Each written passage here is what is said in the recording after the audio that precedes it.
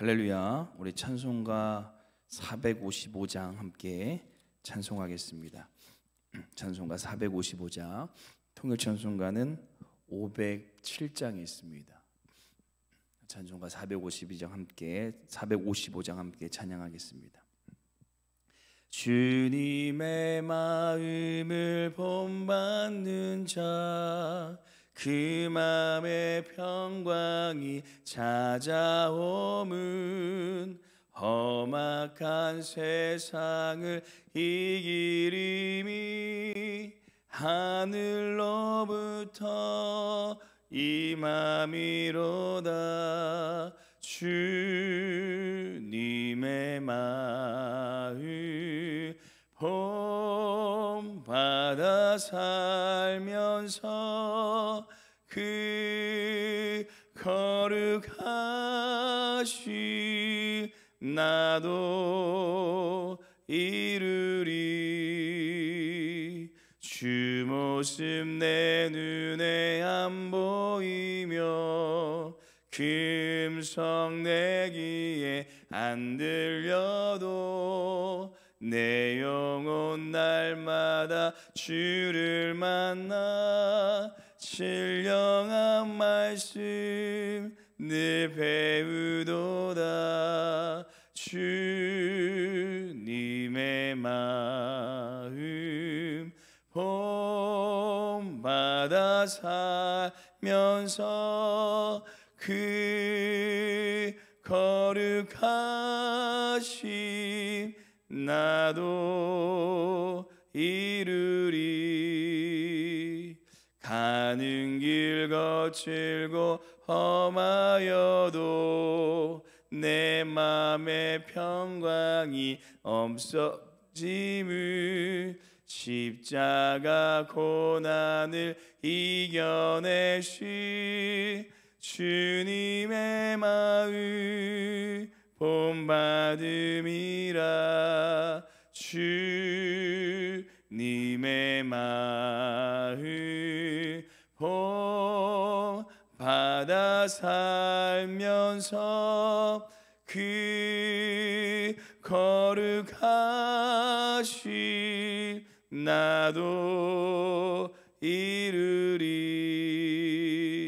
주 예수 세상에 다시 오심 그날의 무성도 변화하여 주님의 빛나는 그 영상을 다 함께 보며 주 찬양하리. 주님의 마음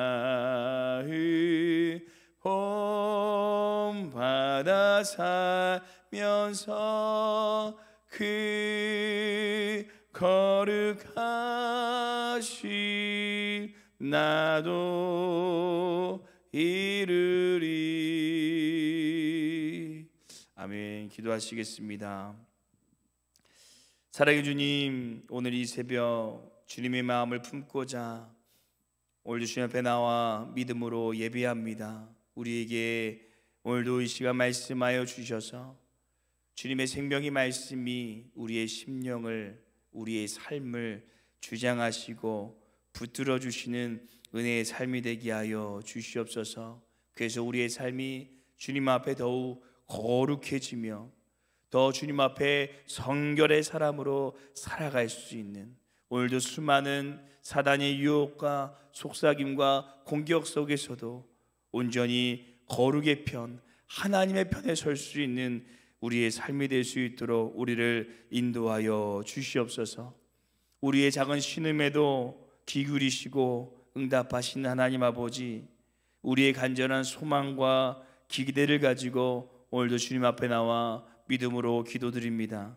우리의 삶의 모든 어려움이 예수의 이름으로 주님의 능력으로 떠나가게 하여 주시고 오직 하나님의 살아계심이 오늘도 우리의 삶 가운데 선포되어지는 은혜의 삶이 되게 하여 주시옵소서.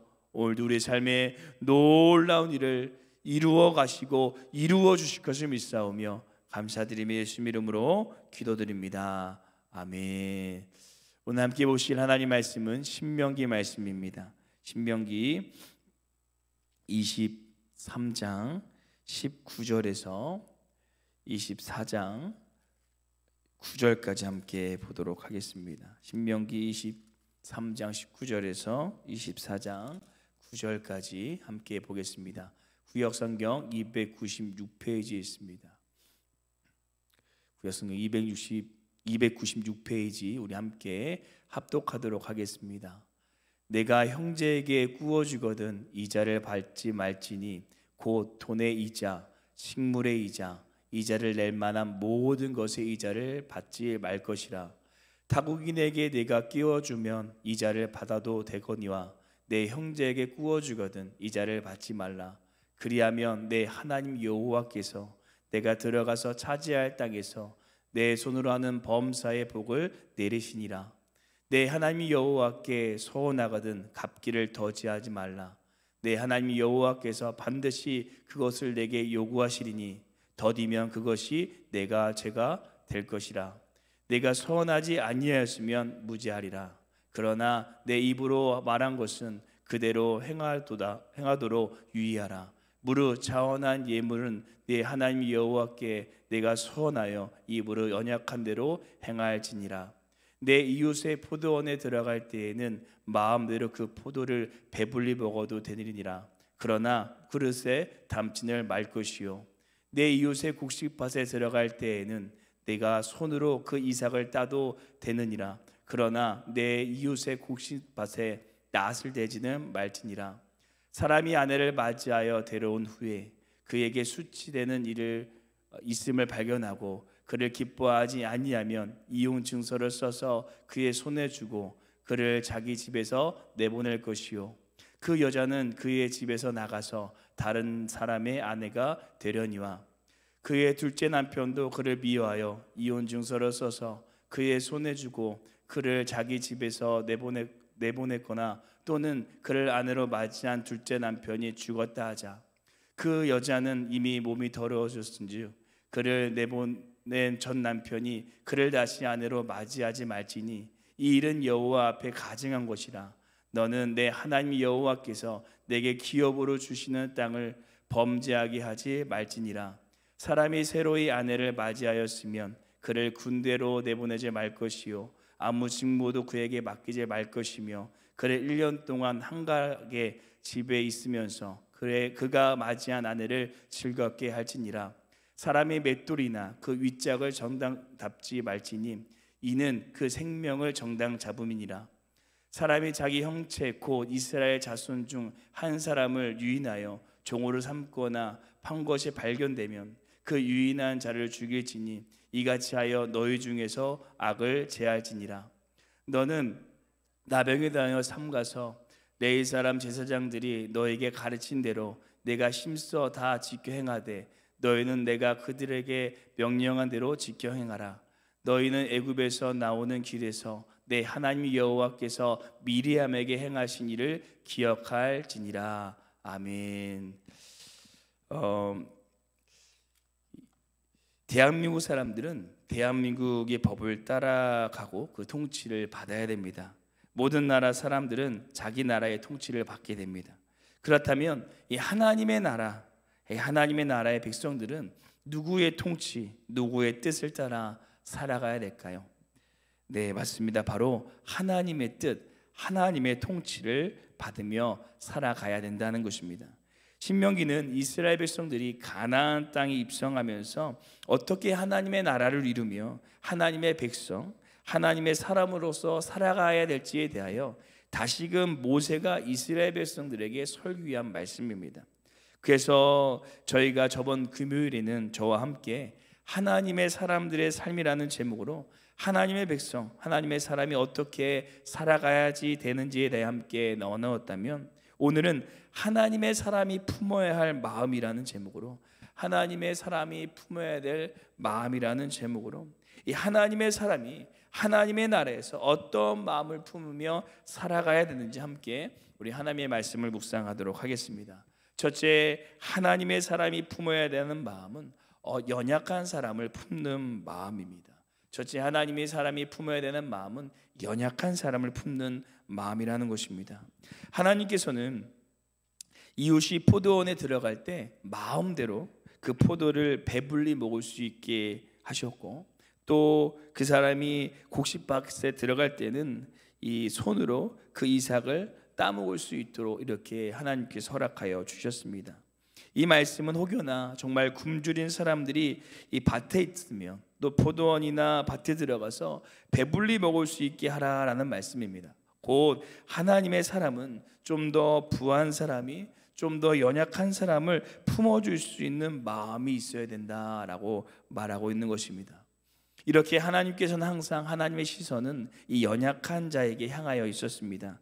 그래서 예수님께서도 마태복음 25장에 이런 비유로 말씀하시는데요, 임금이 이렇게 얘기합니다. 너희가 내가 주일일 때, 목마를 때, 나그네 되었을 때 나를 영접하였고, 또 헐벗었을 때, 병들었을 때, 옥에 갇혔을 때 나를 돌보아 주었다. 그러니 너는 영생에 들어가고, 또 왼쪽에 있는 사람들에게는 너희는 나에게 그렇게 하지 아니하였으니 너희는 영벌을 받으라 라고 말씀합니다.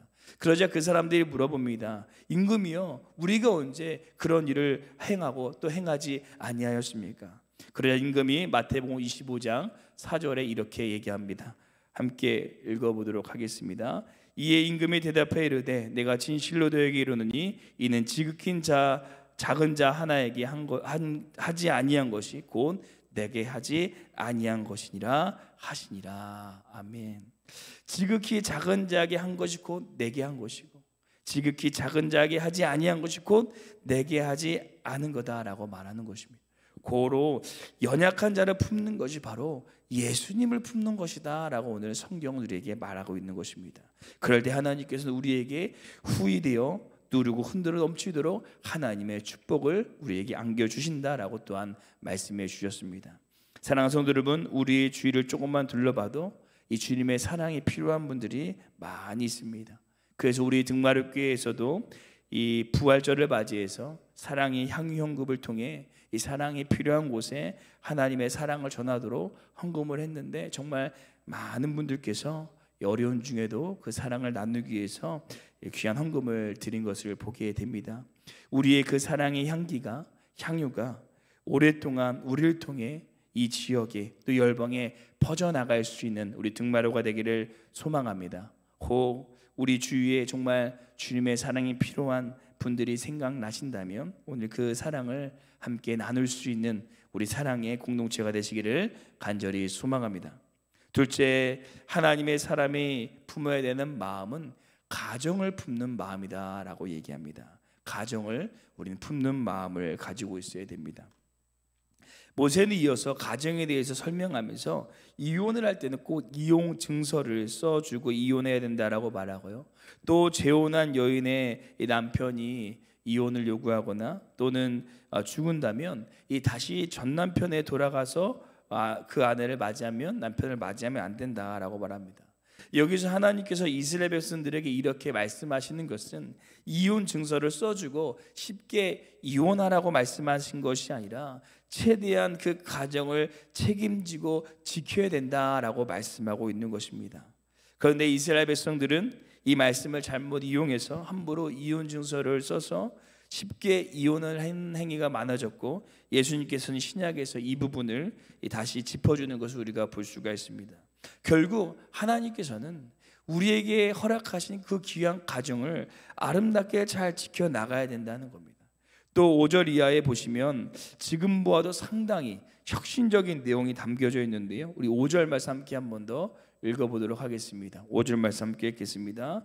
사람이 새로이 아내를 맞이하였으면 그를 군대로 보내지 말 것이요 아직 아무 직무도 그에게 맡기지 말 것이며 그는 1년 동안 한가하게 집에 있으면서 그가 맞이한 아내를 즐겁게 할지니라. 아멘.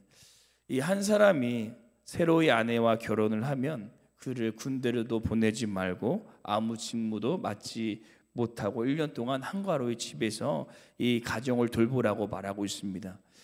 지금 시대에 육아휴직도 있는데 그때는 결혼휴직도 이렇게 있는 걸 보면 참 대단한 말씀이다라고 생각되어지는데, 곧 이 말은 하나님께서 얼마나 가정을 중시 여기는지 그 하나님의 마음을 보여주는 것입니다.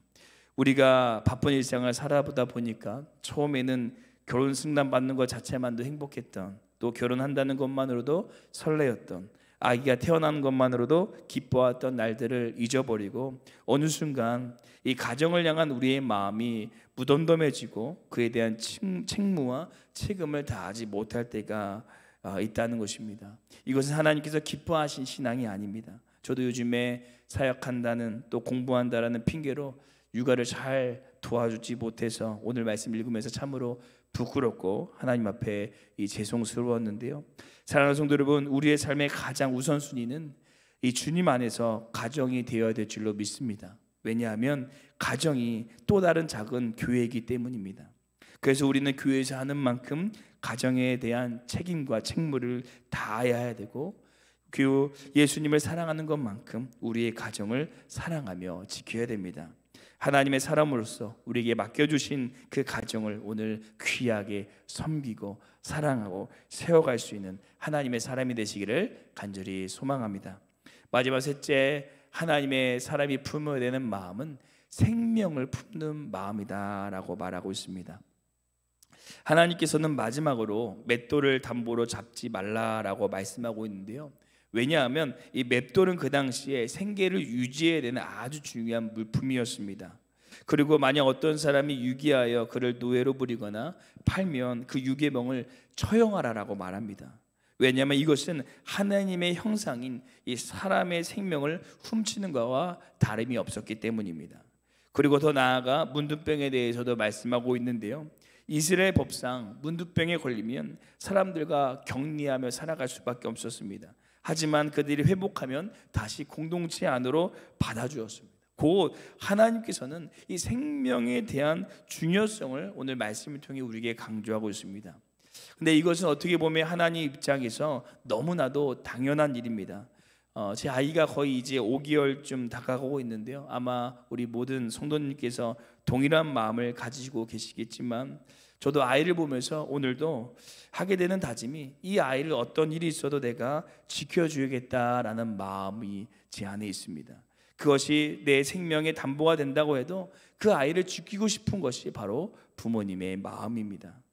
우리를 손수 창조하신 하나님의 마음은 어떠실까요? 전 인류 모든 한 사람 한 사람을 하나님께서는 동일하게 사랑하고 계십니다. 그래서 우리도 모든 사람의 생명을 존중해주고 지켜줘야 한다는 것입니다.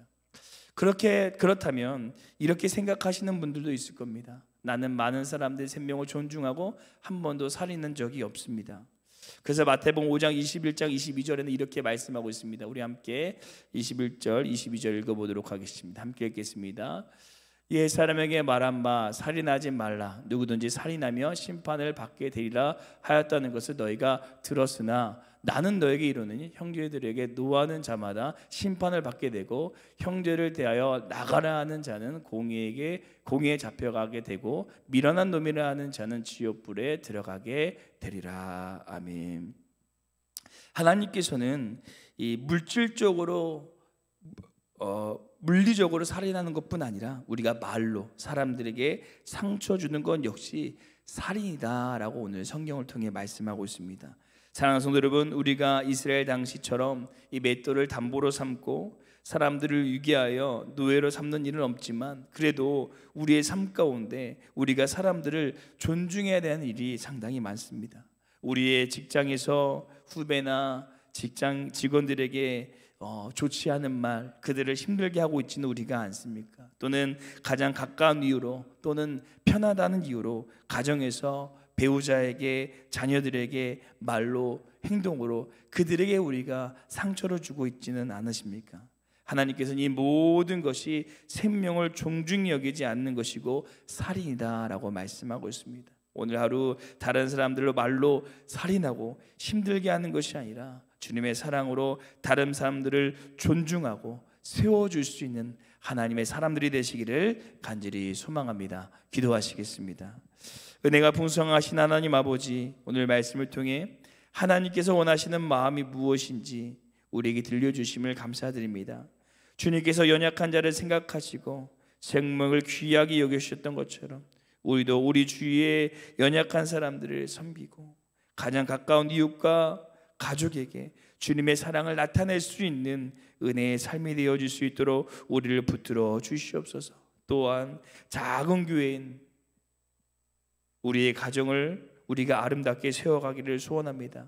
때로는 가깝다는 이유로 좋지 않는 말과 감정이 앞설 때가 많은데 그럴 때마다 우리의 입술에 우리의 마음에 하나님 파수꾼을 세워주셔서 주님께서 교회를 사랑하셨던 것처럼 우리도 가정을 사랑하고 섬기며 세워나갈 수 있는 믿음의 삶이 되게 하여 주시옵소서. 하나님께서 오늘도 그런 우리 가운데 함께 하시고 우리 마음을 지키시고 인도하실 것을 믿사오며 감사드리며 예수님의 이름으로 기도드립니다.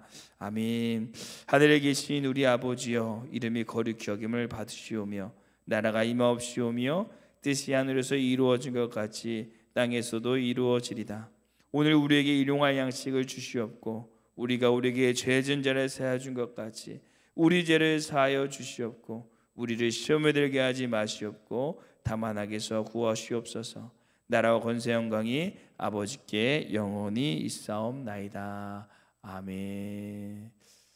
우리 이 시간 함께 기도하시며 나아갈 때 우리 먼저 두 가지 기도의 제목을 붙고 기도하겠습니다. 첫 번째 기도하기는 건강과 가정과 관계와 이 경제적인 어려움에 있는 주위의 사람들을 주님의 능력으로 우리가 사랑으로 돕고 또 세워나갈 수 있는 우리의 삶이 되게 하여 주옵소서. 또 특별히 우리 주위에 육신으로 또 삶으로 여러 가지 힘든 분들이 기억나시다면 그분들이 하나님의 능력으로 회복되어 줄 수 있도록 우리 함께 중보 기도해 주시기를 소망합니다. 또 두 번째 기도하기는 우리의 가정이 하나님께서 기뻐하시는 가정이 되어지고 또 그에 따른 책임과 책무를 다할 수 있는 주님의 마음을 하나님 우리 가운데 부어 주시옵소서. 가깝다는 이유로 함부로 말하고 함부로 대하지 않게 하시고 더 주님의 사랑으로 품고 세워갈 수 있는 우리의 가정이 되게 하여 주옵소서. 이 두 가지 기도의 제목으로 함께